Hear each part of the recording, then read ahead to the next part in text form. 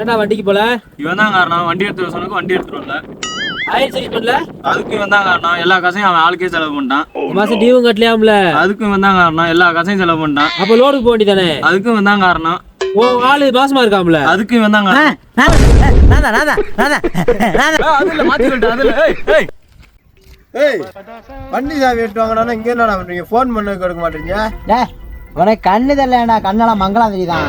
அதான் உட்கார வச்சிருக்கேன். கண்ணு தெரியலையா? ஏண்டா இந்த வயசுல அரை கண்ணு குறை கண்ணு வச்சிருந்தா என்னடா பண்றது? தெரிய மாட்டேங்குதுண்ணே. இங்க இருக்கேன்டா. உனக்கெல்லாம் இந்த வயசுல கண்ணு இப்படின்னா இன்னும் வருங்காலத்துல என்னடா பண்ணுவ? போய் மங்களா தெரியுதுன்ற நல்லா கருவேப்பிலை அது இதுன்னு வாங்கி தின்னுங்கடா கண்ணுக்கு. வேண்டா அப்படி இந்த வயசுல கண்ணை போக்கிட்டு தெரியுங்க. இந்த வண்டி எங்கடா?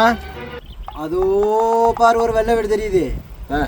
அந்த வீட்டுக்கு தான் வண்டி நிக்குது. இந்த சாவி.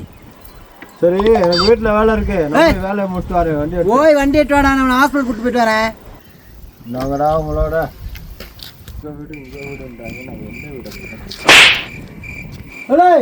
பார்த்து போடா. கண்ணை என்ன கவட்டில வச்சிருக்க? தெரிஞ்சா போக மாட்டோமா?